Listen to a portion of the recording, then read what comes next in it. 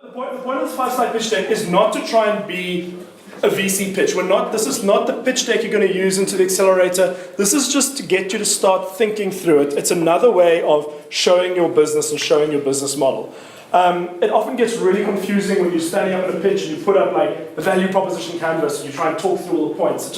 It kind of gets lost in it. So needing to put it into a pitch deck means that you need to articulate the idea in a nice, concise little way and really understand the core of the message that you're putting across. This is also the kind of thing that you're going to give to an investor if they're interested, or a potential partner or sales. So you can use it for sales, you can use it for lead generation, you can use it for kind of getting your message across.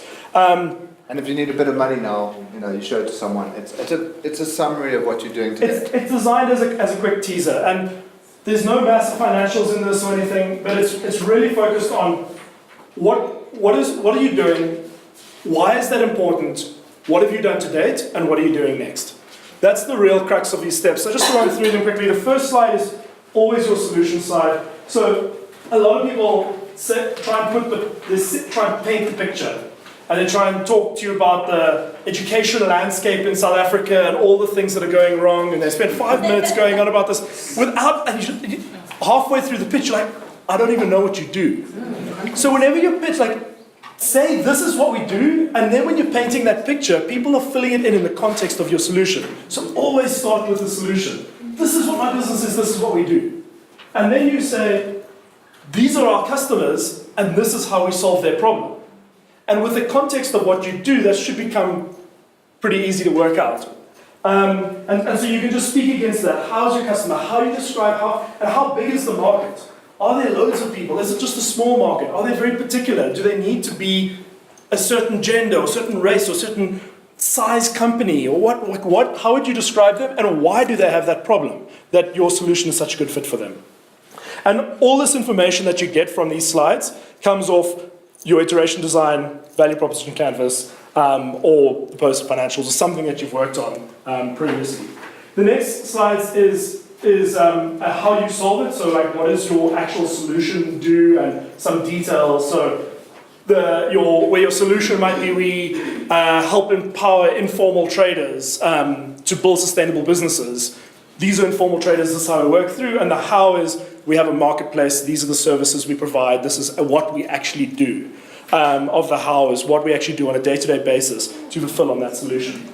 And then the fourth slide, which is really, really important at this stage, is stand up and talk about what have you done to date? Who have you talked to? What was the feedback? How has your idea changed? You stand up and say, initially we thought this, we went out and talked to 50 people, they said no, so now we're actually going this route. And so what have you learned along the way? Don't hide those bruises and the getting things wrong. That's part of the process. The reason why a lot of investors like to invest in second or third or fourth round entrepreneurs is because they've made those mistakes. It's because they've got the experience, they know what they need to avoid. It shows that they've actually thought through problems and they can wrestle with that. And that's what this slide is all about. Your progress slide is, this is what we've done today. We thought we were going off in this direction, but we realized that people had this massive problem, and so we've pivoted to doing this, and that's why we do it. And that shows that you have an understanding of your market more than if you just said, we're going with this final solution. And then lastly is next steps. So always have an ask. Always have, this is what I need next, this is where we're going next. And so if you're asking for funding, never ask for funding, ask for what the funding will enable.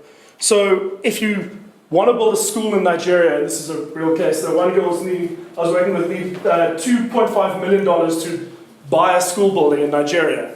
And when I was chatting to her, I was like, she was like, I need the money, I need 2.5 million. I was like, well, what do you need the money for? She said, no, I need to build a school.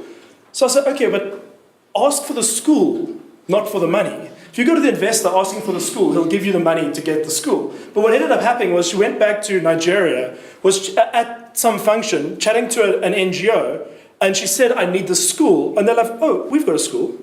They shut down a school a couple of months before. The building had been sitting vacant, and they were looking for a new tenant. They didn't know what to do with an old school building and how to repurpose it. So she got a school building for free from an NGO. Didn't need to raise any money at all. So when you're asking for the item, it's a lot better than asking for the money. You can ask for the money for these items, but always be clear around what that ask is and what are your next steps. What is the next big assumption you need to do? As you move back through this list, often when you get to one of these points, we need to raise R1 million so I can build the basic version of my product, so I can prove that we can scale this beyond the 5-man team that we've been doing it manually. That's the way. Then investors are like, wow, you've done it manually, you completely understand that. Let me give you the money to build that tech, because that seems like a reasonable cost for that. And so the ask is always a very clear ask on what you're actually trying to get. And at this stage, it might be network. Like, I need interviews, so when you show your mom your deck, she's like, oh, I used to work with someone in that industry. So what are your next steps? My next steps is to go validate the problem, check that it's there. So who do you need to talk to? Do you need to talk to marketing directors or CEOs? And how do you get those intros? How do you use your network? And often we talk about early stage funding and startups, they talk about smart money. So you're not just getting money to do whatever you need to do, you're getting money with intelligence or knowledge or network behind that. And that's your typical angel investor or seed investor. So you might be saying, I need to raise 300,000 Rand to print all these flyers and to try and spam and get all these companies. And the investor will be like, oh, hold on, I know the CEO of Cell C and MTN and Vodacom, I'll just give them a call and we can set up a meeting. So you don't need the 100,000 Rand, but I'll put in 20,000 Rand for this other stuff you need, and I'll take an equity stake. And that's a smart investor that's coming in for something more than that. So that's really what the 5-slide pitch deck is, just those 5 slides. That's what you're going to cover in the 2 minutes. But the trick with any pitch, and this is just a habit that I try and drum into people, is always have more than the slides they tell you to. So have your 6+ slides. And that's any information that you're not going to be able to cover in the 2 minutes. The 2 minutes is not long enough to portray any kind of meaningful business. All you're doing is teasing the people and wanting to ask for more information. You're wanting to ask, like, well, surely this isn't sustainable. Great, have a financial slide. If they want to say, well, who are your partners, or what evidence have you got to do to date, or like the kind of try and preempt the questions you're going to get and have that information on the further slides. It's a great way of extending a 2 minute pitch into 5 or 7 or 10 minutes.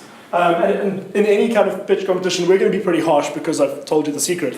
But in most other like external pitch competitions, or when you're pitching to an investor or something, you can normally steal a whole bunch more time. And it shows that you're really prepared, you've preempted their questions, you've got all that other content sitting there that you can just put on the extra slides. But otherwise, you're standing here trying to wing it in front of a thank you slide.